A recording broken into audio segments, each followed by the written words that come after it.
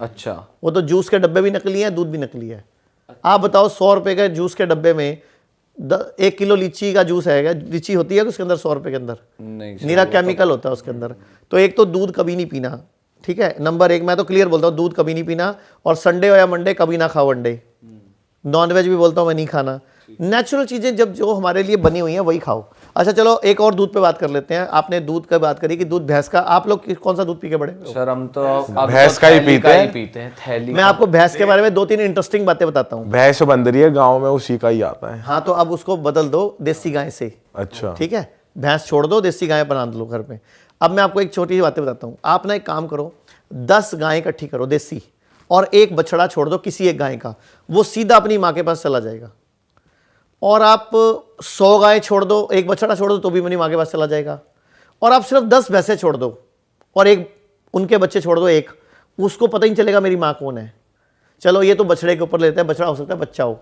आप 10 बछड़े खड़े कर दो और एक भैंस खड़ी कर दो, वो अपना बच्चा नहीं ढूंढ सकती। और 1000 गाय के बच्चे खड़े कर दो और एक गाय खड़ी कर दो, अपना बच्चा ढूंढ लेगी। गाय इंटेलिजेंट प्राणी है, भैंस डफर, बेबुद्धि, बेअकल, ठुस प्राणी है।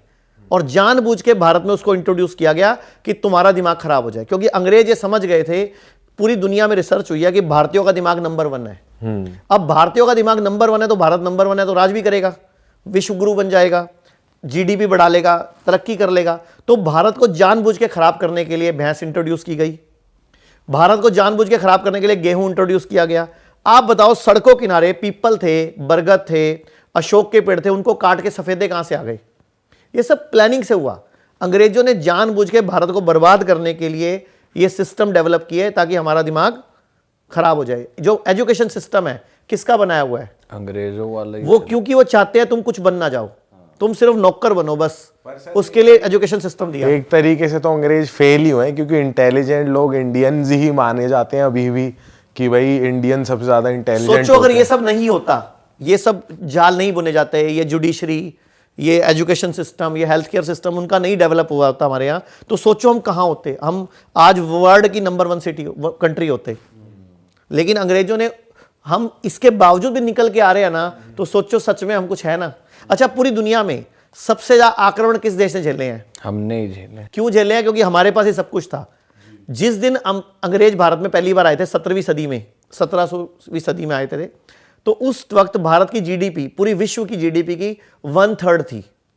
और जिस दिन अंग्रेज भारत छोड़ के गए 1947, हमारी जीडीपी पूरे वर्ल्ड की 1.5% थी। यानी कि सारा पैसा कौन लूट के ले गया? हमारा अंग्रेज। अच्छा, पूरी दुनिया में सबसे ज्यादा ऋषि मुनि कहाँ हुए हैं? इंडिया में। सबसे ज्यादा ग्रंथ कहाँ लिखे गए हैं? इंडिया में। अच्छा, वेद किस देश के पास हैं? यहीं पे। सबसे पूरे अवतार कहाँ हुए हैं सारे के सारे? इंडिया में। तो फिर उसके बावजूद इंडिया आज तक तरक्की क्यों नहीं कर पाया?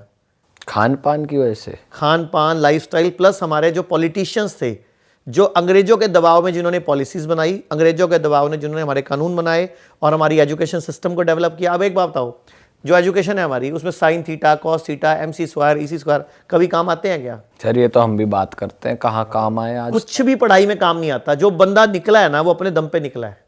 जिसने भी इंडिया में नाम बनाया है, पहचान बनाई है, वो अपने दम पे बनाई है, उसको कोई एजुकेशन ने सपोर्ट नहीं दी। जबकि गुरुकुल के टाइम पे हर बंदा दिमागी होता था जब गुरुकुल होते थे। अंग्रेजों ने जानबूझ के हमारे गुरुकुल सिस्टम खत्म किया। तो इस देश को तो जानबूझ के बर्बाद किया गया है, चाहे भैंसे डाल के, चाहे सफेदे के पेड़ डाल के, एग्जाम्पल दे रहा हूं, चाहे जुडिशरी डाल के। अब जो हमारा भारत का न्याय व्यवस्था है, उसमें न्याय है? नहीं, न्याय तो नहीं है। अच्छा, आज से 300 साल पहले मान लो आप 2 सगे भाई हो, 300 साल पहले आपका झगड़ा होता, दोनों भाई आप प्रॉपर्टी के डिस्प्यूट को लेकर झगड़ पड़ते, तो आप क्या करते? राजा के पास जाते, महामंत्री के पास जाते, पटवारी के पास जाते, दोनों की सुनता फैसला कर देता। अब आप दोनों को 10 साल हो गए कोर्ट में धक्के खाते हुए। ये भाई चाह रहा है ये बर्बाद कैसे हो, ये भाई चाह रहा है ये बर्बाद कैसे हो। न्याय कहाँ है? आपके अंदर उल्टा दरार डाल दी गई। ये किसने डाली? अंग्रेजों के कानून ने, जुडिशरी सिस्टम ने। ऐसे ही भारत में हेल्थ केयर सिस्टम है जिसके हम भुगत भोगी हैं। एक भी एलोपैथी दवाई का नाम बताओ जिससे कोई एक बीमारी ठीक होती हो? होती नहीं। आप कह रहे हो बीमारी ठीक एलोपैथिक दवाई से। आप बताओ ना, आपकी मम्मी पापा रिश्तेदार में कोई ना कोई बीपी की गोली खाता होगा। वो जब सवाल पूछते हो कि कब तक गोली खानी है, तो जवाब क्या मिलता है? जिंदगी भर। तो फिर वो इलाज है क्या? इलाज का मतलब होना चाहिए 2 दिन, 10 दिन, 15 दिन खाया जाए फिर छूट जाए। हाँ। अच्छा, शुगर की गोली कब तक खानी है? जिंदगी भर। थायराइड की गोली कब तक खानी है? जिंदगी भर। डायलिसिस कब तक कराना है? जिंदगी भर। अब मैंने स्टंट डलवा लिया, उसके बावजूद गोली कब तक खानी है? जिंदगी भर। तो ये तो मार्केटिंग है, बिजनेस हो रहा है। इलाज कहाँ हो रहा है? इलाज कैसे मिलेगा हमें? अच्छा मुझे बताओ, जंगल में जानवर रहते हैं, वो हॉस्पिटल जाते हैं क्या?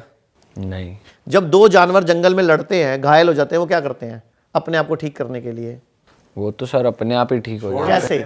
मान लो कोई दो जानवर लड़ पड़े और उनको खून निकलने लग गया, मतलब कोई स्किन छिल गई उनकी, वो क्या करते हैं? क्वेश्चन से पढ़ रहे थे, ऑटोमेटिक उनका ब्लड क्लॉट हो जाता होगा अपना। वो अपनी जीभ से चाट चाट के ठीक कर लेते हैं, और जिस जगह पे जीभ नहीं पहुंचती उस जगह को मिट्टी पे घास पे लौटते हैं, वो ठीक हो जाते हैं। और हम लोग क्या करते हैं? चलते हैं डॉक्टर के पास।